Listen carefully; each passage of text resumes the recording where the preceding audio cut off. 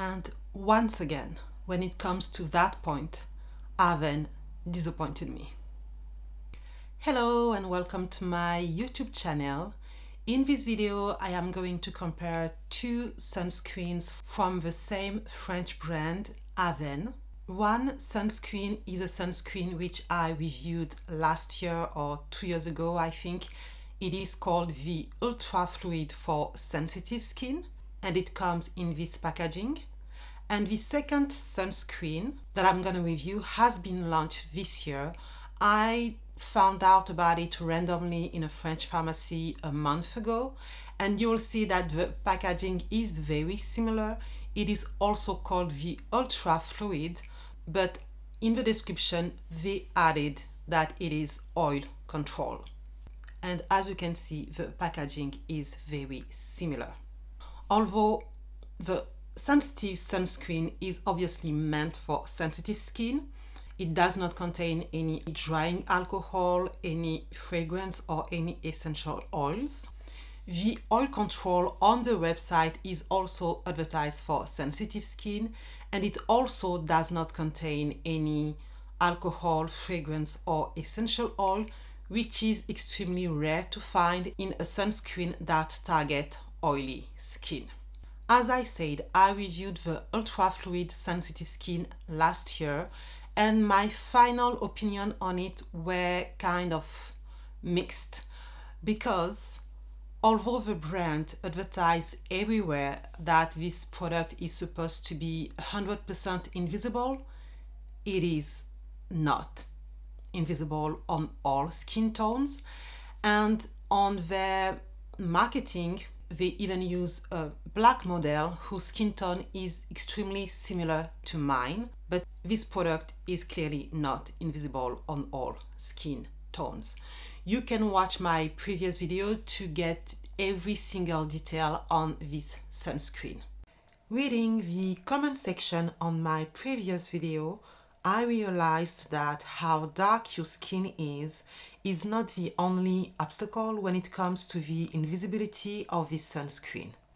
The undertone also matters. So you may not have a skin as dark as mine, and still the sunscreen will be visible on you. And that's what happened to another YouTuber. When it comes to the finish of the Avene Ultra Fluid Invisible SPF 50, I do find this formula in particular makes my skin look slightly paler. I don't find it to be a white cast or a yellow cast, but for me it is noticeable. One other thing that I explained on my previous video is that this sunscreen, in my opinion, is not meant for oily skin in the summertime. Although it is not invisible, I was thinking that I could use it under my makeup, and I can do that during the colder months of the year, but not during spring and summer on my oily skin, which is even oilier in spring and summer. When I was reviewing this sunscreen last year on Avene website, they had a sunscreen dedicated to oily skin, but that sunscreen contained fragrance, so I could not test that product because I avoid fragrance for my sensitive skin. But last month I was in a French pharmacy and I found out that they had released from the same collection a new sunscreen for oily skin called Oil Control. And this time it does not contain any fragrance or alcohol. So obviously I bought it with the hope that it will help control my oil under my makeup during the summertime. It is so rare to find a sunscreen that is dedicated to oily skin that does not contain any fragrance or any alcohol. So when I saw this product, I bought it immediately with a lot of hope. For this video, in order to compare both products, I'm gonna use one product on half part of my face and the other product on the other part of my face. I'm gonna use one finger length for each part of my face.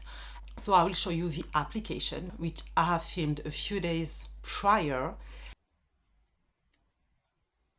when I was applying both products, I couldn't feel a difference in terms of the texture of a product, in terms of a scent, obviously, because it does not have fragrance, so it has a basic neutral scent.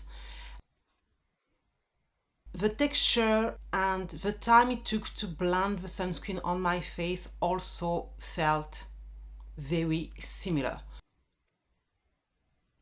To me, it felt as if I was applying the exact same sunscreen. Last year, when I reviewed the original version, I saw on the comment section that some people who have used the sunscreen as well had peeling results with the sunscreens. I did not have this when I used any of those sunscreens. No matter if I'm using a serum underneath or if I'm not using anything underneath the sunscreen, this sunscreen does not peel on me. The oil control sunscreen is also advertised as an invisible sunscreen, and I repeat that Avene on their website and marketing really emphasize on that part, although that is not the case. So Avene, I don't know why you feel the need to lie about it. That is something I don't understand about French sunscreen. They like to give claims that we can easily check. So I put it on my face, then I added makeup on top of it, and I came back facing the camera at different timing, and every time the result was looking similar. You will see that my skin will get oilier over time, which is what you get when you have oily skin. And the day I was filming, it was not that warm, but still I got quite oily. I must say that after filming what you've just seen, I spent more time on the website and realized that there is a section where Avene recommend the right amount to use for their sunscreen in order to get the SPF 50 protection that they advertise. And although I use 2-finger length for my face, they advertise to only use 1-finger length for the entire face.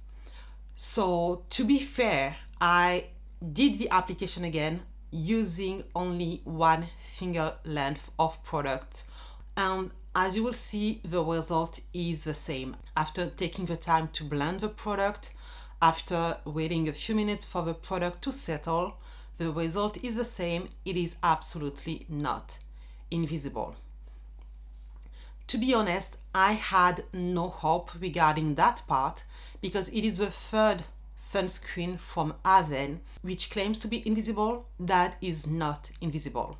So regarding that point, I have no expectation when it comes to Avene. I don't trust them when they claim that a product is invisible. So when I bought the oil control sunscreen, in my mind, I already thought, yeah, you know what, it's probably not invisible. So I bought it thinking that I could use it under my makeup as I explained earlier. Right now, I am using this product under my makeup and I can say that it looks good, but I've just applied it. And I know that in a few hours, it won't look as good. It is summertime currently, so that's not a sunscreen that I'm gonna be able to use during the summertime under makeup. If you want to know which one I use, I'll recommend you to watch a makeup tutorial I did not too long ago where I show you the sunscreen I usually use in the summertime, which helps me to control my makeup. When I saw the results of the sunscreen, in my mind I was thinking, is it the same sunscreen and they just put a different name on it? Because it really feels exactly the same. So I took the time to look at the ingredient list. I did check the ingredient list when I bought the oil control sunscreen, but I was only making sure that it did not contain any fragrance or alcohol. I did not compare both ingredient lists before buying the product. And actually, when I compared both ingredient lists, I understood why those sunscreens feel exactly the same. So I'm going to show you on the screen what I saw. I highlighted the only ingredients which are different. And as you can see, the only ingredients which are different are very low in the formula. So those ingredients have a lower impact on the result of the product, but still there is a difference. But when you look at them, you will see that it's not really a difference. The red ingredient is actually an ingredient that is used mainly as a preservative. So it's not going to make a difference on the oil control part of a sunscreen.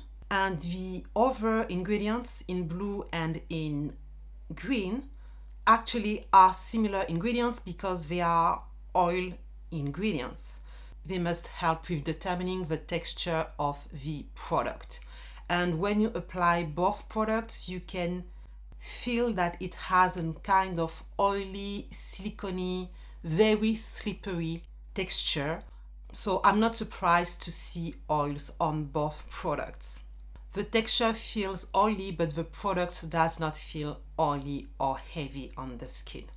There is another difference when it comes to the ingredients in this formula. And this time you can see this difference in pink. So in pink, for both sunscreens, you have the exact same ingredients. The only difference is that they are not listed in the exact same order in the formula.